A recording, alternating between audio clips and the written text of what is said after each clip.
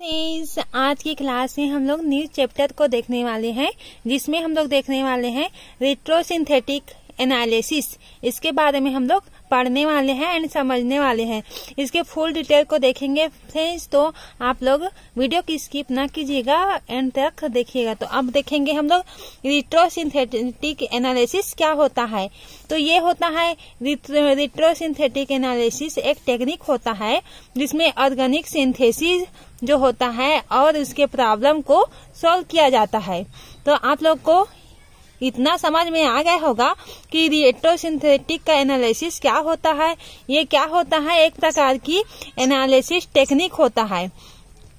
ये क्या होता है, एनालिसिस टेक्निक होता है जिसमें क्या किया जाता है, ऑर्गेनिक सिंथेसिस के प्रॉब्लम को सॉल्व किया जाता है। इस प्रोसेस में टारगेट मॉलिक्यूल का काल्पनिक डिस्कनेक्शन कराया जाता है। हम लोग कोई भी इमेजिनरी क्या लेते हैं, टारगेट मॉलिक्यूल लेते हैं, उसका हम लोग डिस्कनेक्शन करवाते हैं जिससे सिंथोन्स बनते हैं। तो इस सिंथोन्स को ऐसे सिंथेटिक इक्विवेलेंट में चेंज किया जाता है जिनसे उनके रिएक्शन से हम टारगेट मॉलिक्यूल को सिंथेसाइज कर सकते हैं। और यही क्या होता है, सिंथेटिक इक्विवेलेंट आसानी से लैब में उपलब्ध केमिकल या मटेरियल होता है। इट मीन्स क्या होता है, अब हम लोग इसको और देखते हैं, डिटेल में इसको समझते हैं। सिंथोन्स किस प्रकार से बनता है। सिंथोन्स बनता है कि हम लोग कोई भी मॉलिक्यूल का क्या करवाते हैं, इमेजिनरी डिस्कनेक्शन करवाते हैं टारगेट मॉलिक्यूल का, तो सिंथोन्स बनता है। और इन सिंथोन्स को ऐसे सिंथेटिक इक्विवेलेंट के साथ हम लोग चेंज करते हैं तो उसके साथ रिएक्शन होता है टारगेट मॉलिक्यूल का। तो सिंथेसिस करके सिंथेटिक इक्विवेलेंट को आसानी से हम लोग लैब में मटेरियल, केमिकल मटेरियल होता है जो सिंथेटिक इक्विवेलेंट होता है। अब इसे पूरी प्रोसेस को देखेंगे, रेट्रोसिंथेटिक एनालिसिस कहा जाता है। इसी की ही हम पूरा प्रोसेस जो अभी देखे हैं उसी को ही हम लोग क्या बोलेंगे, रेट्रोसिंथेटिक एनालिसिस कहेंगे। अब हम लोग देखेंगे, आप लोग राइटिंग में ना जाइएगा फ्रेंड्स, आप लोग इसे समझ के लिखना तो आप लोग को इजली समझ में आ जाएगा। ये पहले से बना हुआ नोट्स है तो इसको मैं नई अभी कॉपी की हूँ, तो आप लोग इसी तरह से समझ जाना। अब हम लोग देखेंगे इसका डिस्कनेक्शन अप्रोच क्या होता है। Disconnection, breaking of bond two और मोर सिंथोन्स। जो सिंथोन्स बनता है उसका ब्रेक होता है। सिंथोन्स हम लोगों ने बना लिया तो उसका हम लोग ब्रेक करवाएंगे कितने पार्ट में, 2 या मोर सिंथोन्स जो होता है वो क्या होता है, डिस्कनेक्शन करवाते हैं उसी में। और रेट्रो क्या होता है, रेट्रो क्या होता है उसको देखते हैं। मॉलिक्यूलर सबस्ट्रक्चर जो होता है वो ट्रांसफॉर्मेशन को अनेबल करता है।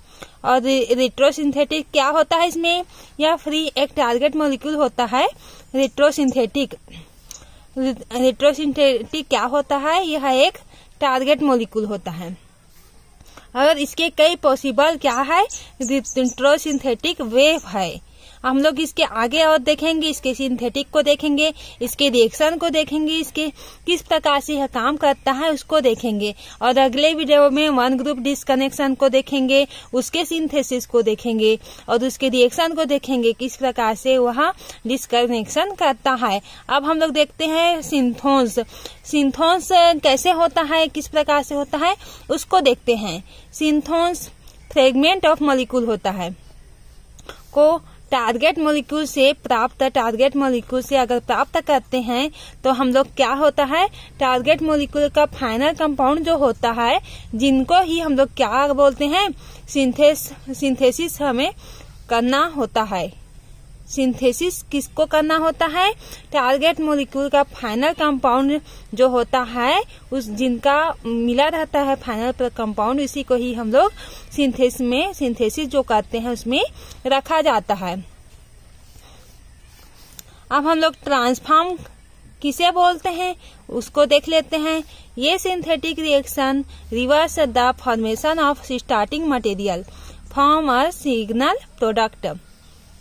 ट्रांसफॉर्म क्या होता है, एक सिंथेटिक रिएक्शन होता है जो कि reverse the formation of starting material को फॉर्म करता है और सिंगल प्रोडक्ट फॉर्म करता है। वो क्या होता है? ट्रांसफॉर्म होता है। आई होप फ्रेंड्स आप लोग को इतना समझ में आ गया होगा। अब हम लोग देखने वाले हैं रिट्रोसिंथेसिस की एग्जाम्पल, और इसके क्या देखेंगे? फेनिल एसिटिक एसिड से हम लोग एग्जाम्पल लेंगे, तो इसके हम लोग रिएक्शन करवाएंगे।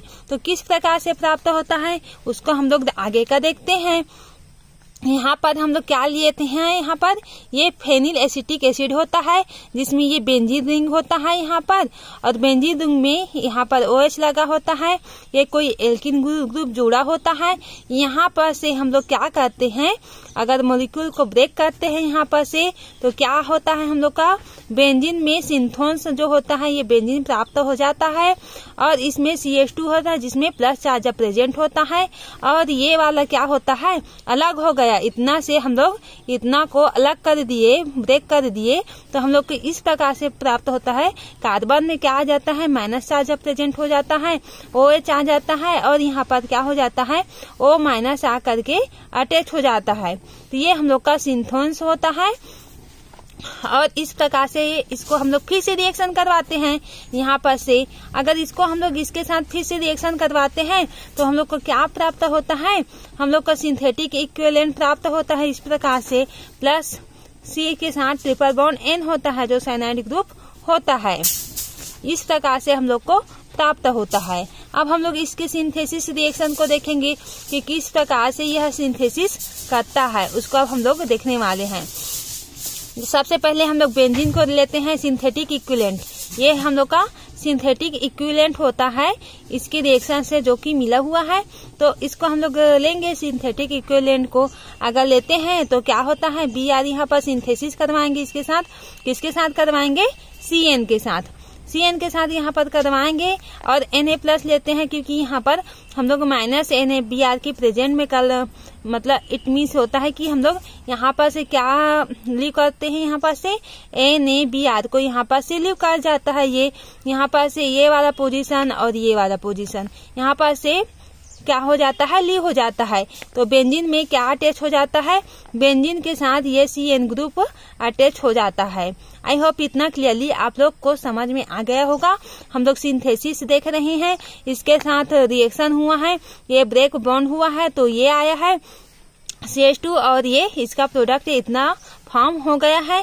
फिर इसके साथ ये वाला होता है सिंथेटिक इक्विवेलेंट होता है प्लस C, और इसके साथ हम लोग अगर इसका सिंथेटिक रिएक्शन हम लोग करवाएंगे तो क्या प्राप्त होता है? हम लोग को इसमें से हम लोग NaBr को यहाँ पर से लीव कर देते हैं। इतना से इतना हम लोग का लीव कर जाता है, तो माइनस NaBr लीव हो गया, तो यहाँ पर से CN अटैच हो जाता है। अब हम लोग इसका हाइड्रोलिसिस करवाते हैं। हाइड्रोलिसिस करवाने पर हम लोग को क्या प्राप्त होता है? कुछ इस प्रकार से स्ट्रक्चर प्राप्त होता है। हाइड्रोलिसिस इसी को करवाते हैं तो हम लोग को इस प्रकार का स्ट्रक्चर यहाँ पर से प्राप्त हो जाता है। ये होता है CN। इसका हाइड्रोलिसिस करवाते हैं, CN क्या हो जाता है? लीव कर जाता है, और यहाँ पर COH यहाँ पर से अटैच हो जाता है। इस प्रकार से हम लोग का प्रोडक्ट फॉर्म हो जाता है। अब हम लोग इसके डिटेल में देखेंगे कि किस प्रकार से अपना क्या करता है? रिएक्शन शो करता है। तो रिट्रोसिंथेसिस में क्या होता है? फंक्शनल ग्रुप का रिडक्शन मॉलिक्यूल होता है। अब इसको आप लोग इसे कॉपी नोट्स बनाते रहे, मैं आपके लिए लिख देती हूँ, आप लोग मेरे साथ साथ में कॉपीराइट कर लेना। तो हम लोग क्या लेते हैं? रिट्रोसिंथेसिस में फंक्शनल ग्रुप का रिडक्शन मॉलिक्यूल होता है। रिडक्शन मॉलिक्यूल होता है इसमें। तो ये किस प्रकार से होता है उसको हम लोग अब देखते हैं। स्टार लगा के आप लोग भी लिखना, ताकि हम लोग स्टार अगर लगा के लिखते हैं कोई भी रिएक्शन मॉलिक्यूल को, तो उसमें हम लोग को टॉपिक वाइज लिखने पर हम लोग का नंबर जो होता है ज्यादा कंबाइन होता है। इसलिए आप लोग जब भी एग्जाम में लिखें तो हर एक टॉपिक को सजा करके स्टार लगा के लिखें, ताकि आप लोग के जो चेकर होता है वो देखकर इम्प्रेस हो जाए और आप लोग को अच्छा नंबर मिले। अब हम लोग देखेंगे हिस्टेरियोकेमिकल होता है। स्टेरियो, यहाँ पर स्टेरियो केमिकल। डिमांड जो होता है वो क्या होता है, स्टेरियो केमिस्ट्री। कौन होगा, सी से है कि ट्रांस होगा, इसमें सी से है कि ट्रांस होगा, ट्रांस होगा। हम लोग जानते हैं किसी किसे बोलते हैं, ट्रांस किसे बोलते हैं। ये कि इसमें आता है, स्टेरियोकेमिकल में आता है। ये हम लोग क्या देख रहे हैं, रिट्रोसिंथेसिस में फंक्शनल ग्रुप का रिएक्शन मॉलिक्यूल देख रहे हैं यहाँ पर। तो स्टेरियोकेमिकल में डिमांड जो स्टेरियोकेमिस्ट्री में कौन होगा, इसमें सिस है कि ट्रांस होता है। आप लोग जानते हैं कि सिस जो होता है सेम साइड में अगर होता है तो सिस होता है, अगर वह अपोजिट साइड में होता है तो क्या होता है, ट्रांस होता है। तो आप लोग सिस और ट्रांस के स्ट्रक्चर जानते ही होंगे। अब हम लोग फिर से लिखते हैं स्टार्ट पॉइंट लगा करके। स्ट्रक्चर जो गोल होता है, जो टारगेट मॉलिक्यूल और उनके अनुसार सिंथोन्स लेना पड़ता है। स्ट्रक्चर जो गोल, हम लोग कुछ भी स्ट्रक्चर लेते हैं यहाँ पर, स्ट्रक्चर गोल होता है तो क्या होता है, कुछ भी हम लोग जो टारगेट मॉलिक्यूल को लेते हैं तो क्या होता है, उसमें टारगेट मॉलिक्यूल में उसके अनुसार क्या होता है, सिंथोन्स होता है, उसके अनुसार सिंथोन्स होता है, सिंथोन्स होता है। तो आप लोग इसी तरह से अपने कॉपी में लिख लेना। तो लेते हैं तो उसके अनुसार क्या होता है, सिंथोन्स लेना पड़ता है, सिंथोन्स लेना पड़ता है। अगर स्ट्रक्चर गोल जो भी लेते हैं टारगेट मॉलिक्यूल तो उसके अनुसार हम लोग को सिंथोन्स लेंगे, उसके अनुसार ही हम लोग सिंथोन्स को लेंगे। अब हम लोग फिर से स्टार पॉइंट बना के लिखेंगे, सिंथेटिक इक्विवेलेंट लेना पड़ता है, सिंथेटिक इक्विवेलेंट लेना पड़ता है। और क्या होता है, आवश्यकता अनुसार एडिशनल स्टेप बनाना पड़ता है। इसके हम लोग इस स्टेप को देख रहे हैं, किसके सिंथोन्स करवाएंगे उसको। आवश्यकता अनुसार क्या लेना पड़ता है, आवश्यकता अनुसार एडिशनल स्टेप बनाना पड़ता है। और फिर से स्टार लगा करके लिखना। डिस्कनेक्शन जो होता है, डिस्कनेक्शन क्या होता है, उसका आप लोग इस तरह से लिखें, डिस्कनेक्शन का पूरा ध्यान रखा जाता है। उसके हम लोग कंडीशन को देख रहे हैं, जो रिट्रोसिंथेसिस करवाते हैं उसका हम लोग क्या देख रहे हैं, उसके कंडीशन देख रहे हैं। तो डिस्कनेक्शन का क्या होता है, उसका पूरा ध्यान रखा जाता है, पूरा ध्यान रखा जाता है। और ये पूरी तरह से क्या होता है, इमेजिनरी पाथवे होता है। जैसे कि हम लोग देखे हैं उसमें, किसमें, जब हम लोग इसके डेफिनेशन को देख रहे थे तो जो सिंथोन्स जो मॉलिक्यूल हम लोग लेते हैं वो पूरी तरह से क्या होता है, इमेजिनरी होता है। तो हम लोग पूरी तरह से इसको इमेजिनरी लेते हैं, जो सिंथेसिस पाथवे होता है उसको। ये पूरी तरह से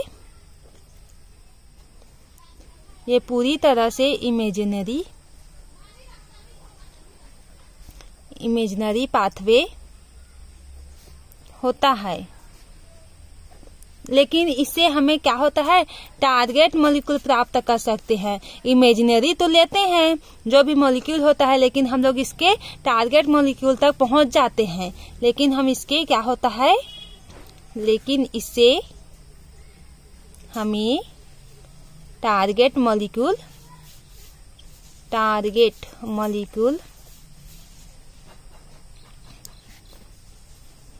प्राप्त कर सकते हैं। आई होप आप लोग का ये कंडीशन अच्छे से क्लियरली समझ में आ गया होगा। आप लोग अच्छे से नोट्स बना लेना फ्रेंड्स, ताकि आप लोग के एग्जाम के समय में आपको ज्यादा परेशानी ना हो, आप लोग इजीली से इसी तरह से आप लोग लिख सकते हैं। तो आप लोग को ये आज का वीडियो क्लियरली समझ में आ गया होगा। हम लोग जनरल इंट्रोडक्शन देखे हैं एंड सिंथेसिस देखे हैं, किसका रिट्रोसिंथेटिक एनालिसिस किए हैं, और क्या जाने हैं हम लोग सिंथोन्स क्या होता है, ट्रांसफॉर्म क्या होता है, रिट्रोसिंथेसिस का हम लोग एग्जाम्पल देखे हैं कि वह किस प्रकार से होता है, इसके प्रोडक्ट का फॉर्म किए हैं हम लोग, और क्या किए हैं डिस्कनेक्शन को देखे हैं क्या होता है, रिट्रोसिंथेटिक एनालिसिस किए हैं। आई होप आप लोग को आज का लेक्चर जरूर पसंद आया होगा। तो अगर लेक्चर पसंद आया है फ्रेंड्स, तो अपने फ्रेंड सर्कल में शेयर जरूर से करिए, ताकि उन लोगों का भी हेल्प हो सके। तो आज का वीडियो यहीं से एंड करते हैं। Thank you.